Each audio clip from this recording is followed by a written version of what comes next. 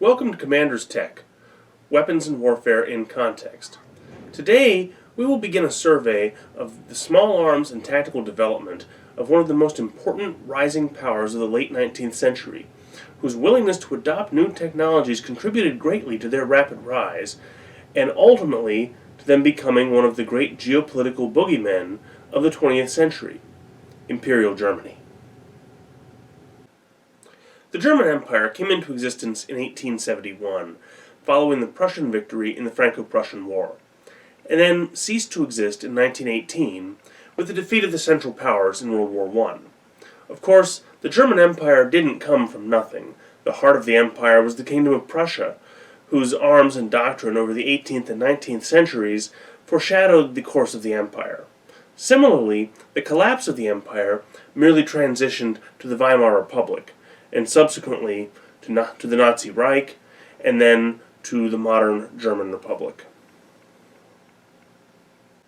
In the 19th century, the rise in pan-German nationalism began pushing the patchwork of independent kingdoms, Prussia, Saxony, Baden, Württemberg, Bavaria, amongst others, relics of the aftermath of the 30 Years' War 2 centuries earlier, towards greater integration under the Hohenzollern family who ruled Prussia. The biggest barrier to unification was the other powers who claimed parts of the prospective German superstate, including France and Denmark, as well as Austria, another presumptive part of the empire, as Austria is a German state and it is very important historically to the other German kingdoms, but which was already seat to the sizable empire of the Habsburgs.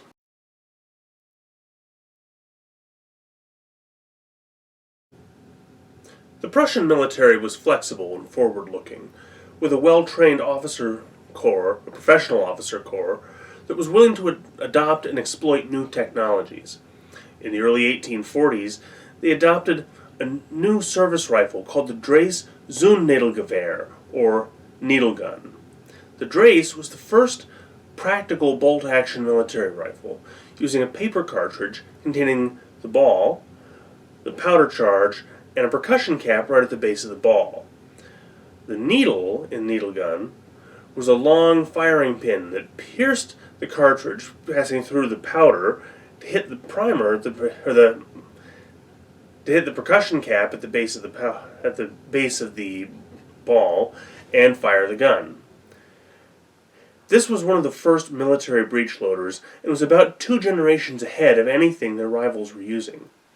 The British and other foreign powers evaluated the Drace, and they were largely unimpressed due to the rifle's issue with fouling and with some durability problems with the needle, but the Prussians adopted it in large numbers.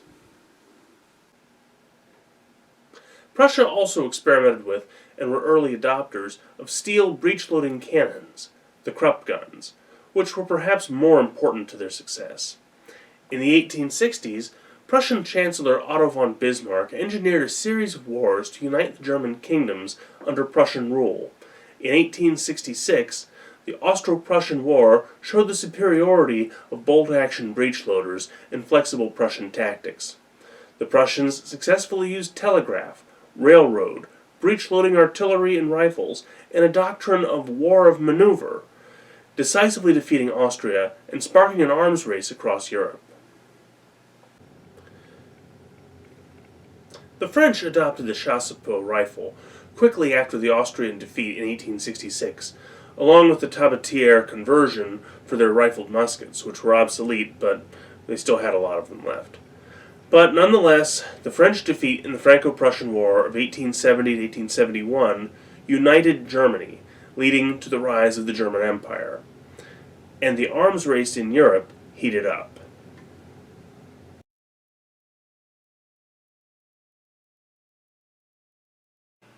Even by the start of the Franco-Prussian War, the Drace had become obsolete due to advances in gas seals and cartridges for breech-loading rifles. In 1871, the Prussian army, and by extension the new Imperial Army, adopted a new breech-loading cartridge rifle, the 1871 Mauser. This is a single-shot bolt-action rifle chambering an 11mm or .43 caliber black powder cartridge. It was designed in answer to the chassepot. The metallic cartridge and the centerfire design solves some of the problems with both the Drace and the chassepot with managing the gas seal and with the fragile needle.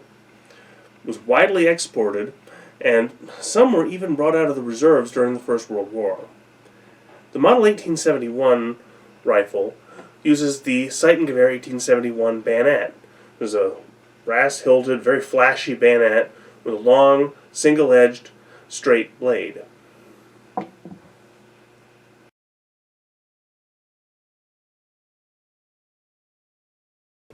By the 1880s, single-shot rifles were becoming obsolete, and a repeating rifle was called for. The answer was a magazine upgrade for the 1871, using a Winchester-style tubular magazine, accessed through a complex cartridge elevator system in the receiver. This is the 1871/84 Mauser rifle. This allows for a theoretical 10-round load, although 8 is more typical in practice, using a magazine cutoff to allow it to still be generally used as a single-shot rifle. It's a little complicated to reload, so the rounds in the magazine would be left alone until a need for rapid fire called for disengaging the cutoff. The rifle is actually very similar to the Steyr and French Kropatschek rifle of the same period, but it used a Mauser-style bolt like the 1871. While it's considered a modification on the 1871, there's actually very little parts commonality between them, so it's really a new design.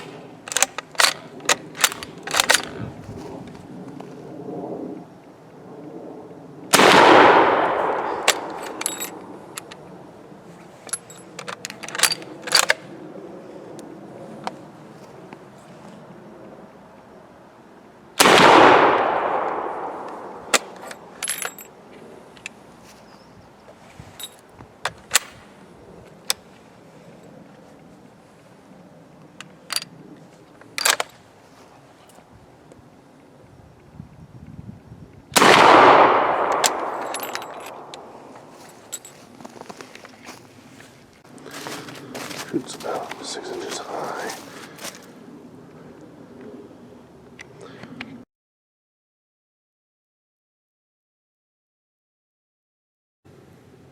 In 1886, the chief rival of Imperial Germany, France, stabilized nitrocellulose smokeless powder, a new propellant for firearms ammunition that provided a slower, more controlled burn, allowing for higher pressures and thus higher velocities. This allowed for the creation of a smaller caliber but longer ranged and harder hitting cartridge, sparking a new wave of the arms race. The French adopted the M1886 Lebel, and in response, the German General Staff started a commission to find or develop a next-generation service rifle to match. In 1888, the results of that commission was the adoption of a hybrid rifle design utilizing a Mauser-style bolt along with a Mannlicher-type en-bloc clip magazine loading a smaller 8mm round. En-bloc clip with the 8mm round. The rifle also had a distinctive metal barrel shroud to protect the hands of the shooters because these smokeless powder rifles produce a much hotter load and the barrels get quite hot through prolonged fire. the 88 Commission rifle was initially fairly unpopular with German troops, but ultimately it served a long service rifle, mostly in the reserves, all the way through World War I. In addition, it was widely exported and was used heavily, particularly by Turkey and China. Now, the Seitengewehr 1871 bayonet from the 1871 Mauser rifle also worked on both the 7184 Mauser and the 88 Commission rifle. But in addition to this, the Germans had adopted a shorter 10-inch knife bayonet designated the Seitengewehr 1871/84. This was used with both the 7184 Mauser and the 88 Commission rifle.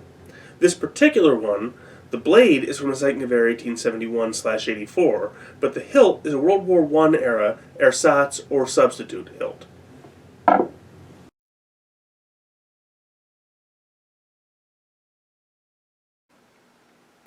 Dissatisfaction with the Model 1888, along with new advances in rifle and ammunition design, led the German army to replace the Commission rifle after only a few years, and in 1898 they adopted the latest Mauser design, the Model 1898. Mauser had spent the previous decade designing a sequence of increasingly perfected infantry rifles for export.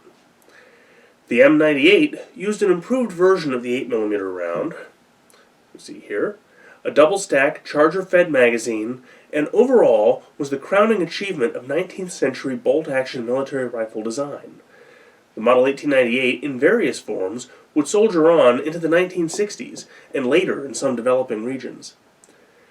Various bayonets were developed and adopted for the Model 1898 Mauser, including butcher blades such as this one, quillback and sawback bayonets, as well as more conventional knife bayonets. The sawbacks, and particularly the butcher blade sawbacks, were particularly fierce-looking and led to accusations of barbarism and brutality and war crimes against German soldiers in the First World War. But in reality, the purpose of the sawback was to use the bayonet for clearing brush and cutting wood when setting up artillery and machine gun emplacements.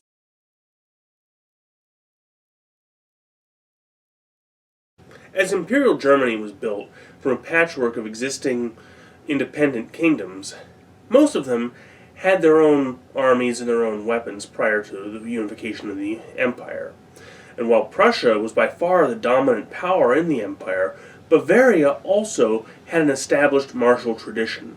And just prior to the establishment of the empire, they had developed and adopted their own new service rifle, the Model 1869 Verder.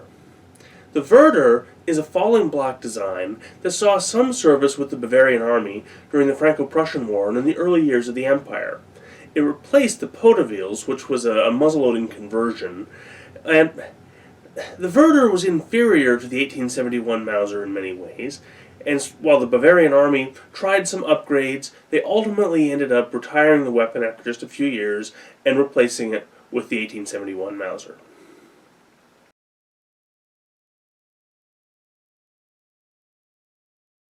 The 1871, 1888, and 1898 rifles also had more compact carbine variants for cavalry and artillery use.